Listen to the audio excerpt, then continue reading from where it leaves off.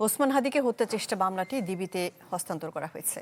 ফয়সালের স্ত্রী সহ ৩ জনকে নেওয়া হয়েছে ৫ দিনের রিমান্ডে। তবে ধরা পড়েনি মূল আসামিরা। কোথায় আছে তা নিয়েও রয়েছে ধোঁয়াশা। বিজিবি বলছে তারা সীমান্ত দিয়ে পালিয়েছে কিনা তা এখনো নিশ্চিত নয়। নতুন এবং ফিরে আসা গ্রাহকদের জন্য নগদে চলছে ক্যাশব্যাক সহ প্রতিদিন হাজারো উপহার জেতার সুযোগ। হবে আশা আর ফেরা, সারপ্রাইজ সেরা। শুক্রবার দিনে দুপুরে রাজধানীর পল্টন বক্স কালভার্ট রোডে রিকশায় থাকা অবস্থায় মোটরসাইকেল থেকে গুলি করা হয় ইনকলাব মঞ্চের মুখপাত্র ওসমান হাদিকে। ঘটনার দুদিন পর রোববার মধ্যরাতে হত্যা চেষ্টা, সংঘবদ্ধভাবে পরিকল্পিত অপরাধ, আগ্নেয়াস্ত্র ব্যবহার সহ বেশ কয়েকটি ধারায় মামলা হয়। পল্টন থানার মামলাটির বাদী ইনকলাব মঞ্চের সদস্য সচিব আব্দুল্লাহ আল জাবের। মামলায় ছাত্রলীগ নেতা ফয়সাল মাহমুদ করিম সহ অজ্ঞাতনামাদের আসামি করা হয়েছে।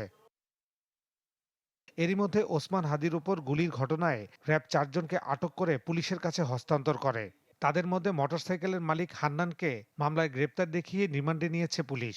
এছাড়া আরও ৪ জনকে আটক করেছে পুলিশ। তবে মূল অভিযুক্তকারী ফয়সাল ও আলমগীর এখনও ধরাছোঁয়ার বাইরে।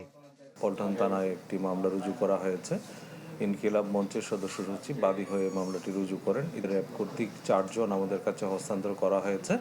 এর বাইরে আমরা শেরপুরের নলিতা বাড়ি থেকে 2 জনকে আটক করেছি। তাদের ব্যাপারে যাচাই বাছাই চলছে।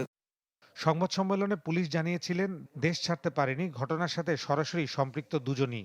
ইমিগ্রেশন ডাটাবেজ চেক করে এখন পর্যন্ত তাদের পালিয়ে যাওয়ার কোনো তথ্য পাওয়া যায়নি। তবে সামাজিক যোগাযোগ মাধ্যম ও বিভিন্ন সূত্র বলছে, ময়মনসিংহ হয়ে হালুয়াঘাট থেকে সীমান্ত পাড়ি দিয়ে ভারতে পালিয়েছে ফয়সাল করিম ও আলমগীর। যদিও ওসমান হাদির উপর হামলাকারী ময়মনসিংহ সীমান্ত এলাকা দিয়ে পালিয়েছে কিনা তা নিশ্চিত নয় বিজিবি। আমরা কেউ 100% বলতে পারছি না যে আক্রমণকারী যে ছিল সে সীমান্ত, আমাদের এই ময়মনসিংহ সীমান্ত দিয়েই পালিয়ে ভারতে চলে গিয়েছে নাকি যায়নি, এটা নিয়ে আমরা লক্ষ্যে এখনো কাজ করছি। আমরা কেউ নিশ্চিত না। আমরা ফিলিপকে ধরার জন্য আমরা সর্বাত্মক শক্তি আমরা নিয়োগ করেছি। এদিকে সচিবালয়ে ডাকসু নেতাদের সাথে বৈঠক করেন স্বরাষ্ট্র উপদেষ্টা। আসামি পালিয়ে যাওয়ার ব্যাপারে সাংবাদিকরা জানতে চাইলে বিষয়টির স্পষ্ট কোনো উত্তর দেননি তিনি। এটা সব কিছু তো এখানে বলা যাবে না। ফয়সাল হোসেন, চ্যানেল 24, ঢাকা।